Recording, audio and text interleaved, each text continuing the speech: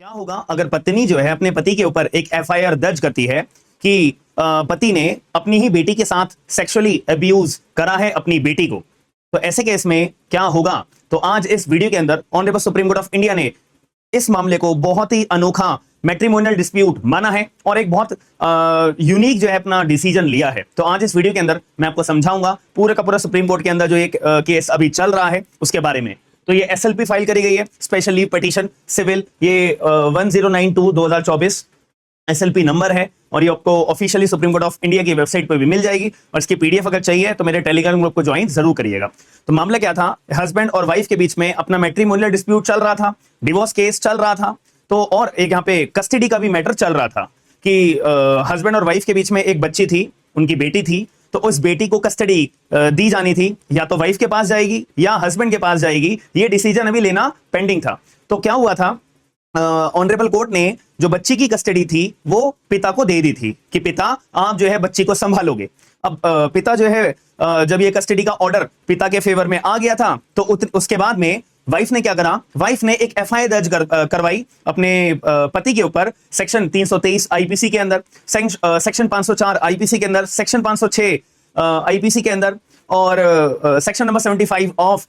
Juvenile justice care and protection act 2015 के अंदर और सेक्शन नंबर 10 ऑफ पॉक्सो कानून के अंदर बहुत ही ज्यादा संगीन आरोप बनाने के लिए अपने पति के ऊपर एफआईआर दर्ज कराई है। और ऐसे केस में एलिगेशन ये लगाई है कि जो ये पति है अपनी ही बेटी के साथ में सेक्सुअली अब्यूज कर रहा है। तो ऐसे केस में जब एफआईआर दर्ज होती है तो पुलिस अपनी इन्वेस्टिगेशन करना शुरू करती है। तो इन्वेस्टिगेशन अभी भी कोई स्टेज पे पहुंची नहीं थी, तो मामला गया सुप्रीम कोर्ट ऑफ इंडिया के पास में एसएलपी के जरिए। ये special leave petition article number 136 of Indian constitution के अंदर आपके पास एक अधिकार होता है कि अगर पुलिस वाले आपका काम ढंग से नहीं कर रहे हैं या ट्रायल कोर्ट आपका काम ढंग से नहीं कर रहा है, XYZ आपका केस कोई भी स्टेज पर क्यों ना हो, आप direct supreme court of India के पास में गुहार लगाना चाहते हो कि जज साहब, सुप्रीम कोर्ट जज साहब, आप जो है मेरे मामले के अंदर संज्ञान लीजिए। तो ऐसे केस में एसएलपी फाइल करी जाती है। तो सुप्रीम कोर्ट ऑफ इंडिया के पास जब एसएलपी फाइल करी गई और मामला सब कुछ बताया गया तो सुप्रीम कोर्ट ऑफ इंडिया भी पूरे के पूरे अपसेट हो गए कि भाई ये तो बहुत अजीब और बहुत अनोखा मामला है मैट्रिमोनियल डिस्प्यूट का। यहाँ पे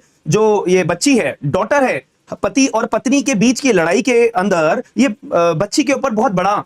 एक तरह से परेशानी वाला माहौल बन चुका है। तो ऐसे केस में honourable supreme court of India ने बोला कि भाई देखो, पुलिस वाले तो इन्वेस्टिगेशन अपनी करे जा रहे हैं लेकिन कोई नतीजे पे पहुंच नहीं रहे हैं, तो इसीलिए हम जो है ये पूरा का पूरा केस एफआईआर जो लॉन्च हुई है हम सीबीआई को दे देते हैं। साथ में एक लेडी साइकोलॉजिस्ट को भी हम एक कमेटी बनाने का ऑर्डर देते हैं ताकि वो बच्चे के मेंटली तौर पर देखरेख करे, बच्ची को परेशानी ना हो, इस चीज के लिए हम ऑर्डर करते हैं। और साथ ही में हम कोई भी एक्शन पति के ऊपर नहीं ले रहे हैं अभी, ना ही पत्नी के ऊपर ले रहे हैं अभी। और जैसा अभी मामला चल रहा है, जो सीबीआई के द्वारा अपना इन्वेस्टिगेशन में जो सबूत पाए जाएंगे उसके ऊपर क्या फैसला बनता है हम लेंगे। दूसरी बात, अभी जो कस्टडी पति को दी गई है, एलिगेशंस पति के ऊपर लगाए गए हैं, इस बात को ध्यान में रखते हुए बच्ची की कस्टडी हम अभी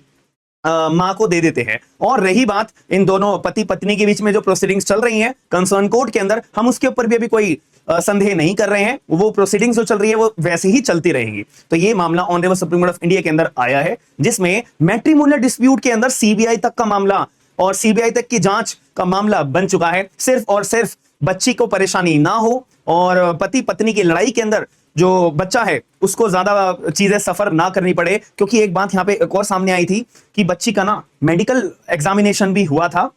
और उसकी वजह से बच्ची को मेंटली तौर पे बहुत ज्यादा परेशानी फेस करने को मिली थी। तो आपका क्या मानना है कि अब ऐसे मैट्रिमोनियल डिस्प्यूट के अंदर जहां सीबीआई तक की जांच का ऑर्डर हो गया है, तो आपको ये पूरी बात समझने के बाद में क्या अपना मन का थॉट आया है मुझे कमेंट बॉक्स के अंदर जरूर बताइएगा। और आगे जो भी कोई भी इस पर्टिकुलर केस के अंदर कार्रवाई होगी मैं आपको पूरे वीडियो के माध्यम से जरूर इन्फॉर्म करूंगा। और ऐसी ही daily updates supreme court of India के, हाई कोर्ट्स के कानूनी जानकारियों के लिए अगर आप मेरे चैनल को सब्सक्राइब करना चाहते हो तो जरूर करिएगा और वीडियो को लाइक करके शेयर करके लोगों को अवेयर जरूर करिएगा। मिलते हैं नेक्स्ट वीडियो के अंदर। थैंक यू, धन्यवाद।